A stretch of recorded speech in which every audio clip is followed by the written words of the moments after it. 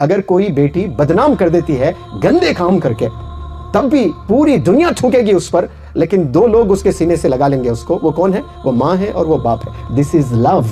یہ پیار محبت کی وجہ سے وہ سینے سے لگا لیتے ہیں. اور یہ بیچاری سمجھ ہی نہیں رہی ہے, اپنے ماں کو چھوڑنے کے لیے تیار ہے, اپنے باپ کو چھوڑنے کے لیے تیار ہے. ایک بیماری آ جائے تو وہ آپ کو چھوڑ دے گا. 10 بیماریاں آپ کو اگر آتے ہیں تو آپ کو والد کی آخری سانس تک آپ کا علاج کراتا رہے گا آپ کا باپ.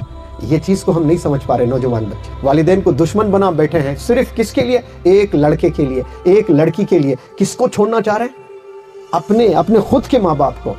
اگر بوائے فرینڈ کی موت ہوتی ہے تو آپ دوسری شادی کرو گے, اس کی موت ہوتی ہے اور ایک کو کرو گے, اس کی موت پھر اور ایک کرو گے. لیکن ماں باپ کا جب انتقال ہو جاتا ہے ڈھونڈ ڈھونڈ کے تھک جاؤ گے, بوڑھے ہو جاؤ گے, نابینا ہو جاؤ گے, لیکن وہ ماں باپ نہیں ملنے والے آپ کو. پھر روز قیامت تک آپ کی ماں جیسی کوئی خاتون اس دنیا میں نہیں آنے والی ہے. پھر روز قیامت تک آپ کے باپ جیسا کوئی بندہ نہیں آنے والا اس دنیا میں. بہت سے خوبصورت بچیاں آ سکتی ہیں اس دنیا میں, بہت سے ہینڈسم بچے اس روئے زمین پر آ سکتے ہیں قیامت تک, لیکن آپ کے جیسا باپ پھر دوسرا باپ نہیں آنے والا ہے. وہ ایک ہے, وہ یونیک ہے, وہ اسپیشل ہے.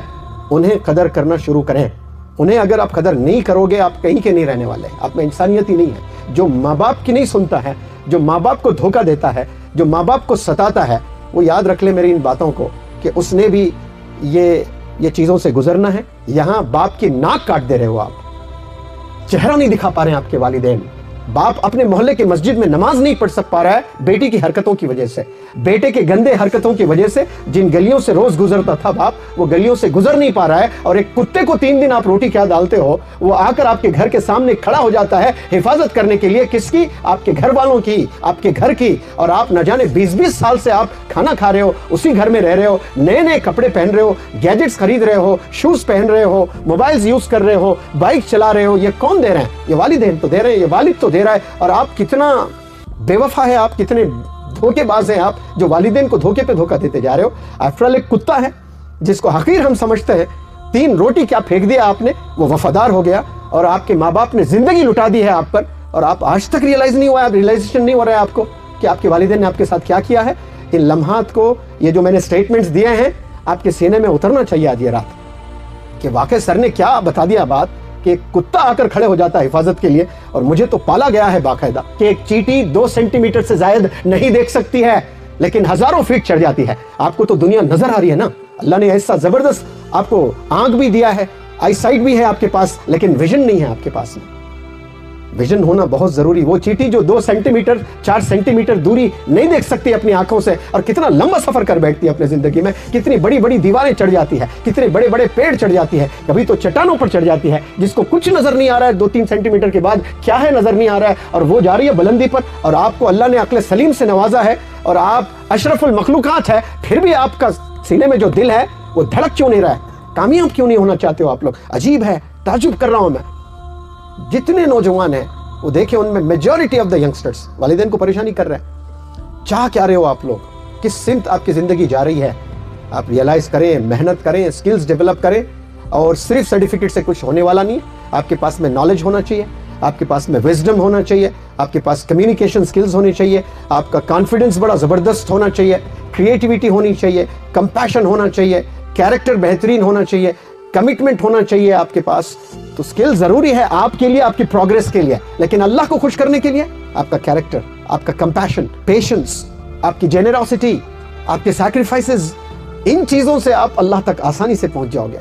زبردست فٹ بال کھیلتے ہوئے آپ, رونالڈو سے بہترین آپ فٹ بال کھیل رہے ہو, میسی سے بہترین فٹ بال کھیلتے ہوئے آپ دنیا والوں کو ضرور امپریس کر سکتے ہو, لیکن اللہ کو امپریس نہیں کر سکتے ہیں. ایک غریب بندہ جو سلم میں زندگی گزار رہا ہے, جس کی کوئی اوقات نہیں ہے, جس کی کوئی پہچان نہیں ہے, دنیا کوئی جانتی تک نہیں ہے اس بندے کو, لیکن وہ پابند ہے, وہ پڑوسی کا بھی خیال کر رہا ہے غریب, غربت میں زندگی گزر رہی ہے, ایک روٹی ہے لیکن آدھی روٹی پڑوسی کو بھی کھلا رہا ہے, وہ اللہ کو امپریس کر سکتا ہے.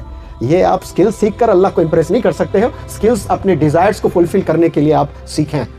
جو جائز ڈیزائرز ہیں آپ کے, وہ فلفل کرنے کے لیے آپ سکلز پر مہارت پائیں. لیکن اللہ کو آپ نے خوش کرنا ہے تو یہ جو کوالٹیز میں نے بتائیں, یہ کوالٹیز آپ میں ہونا بہت ضروری ہے.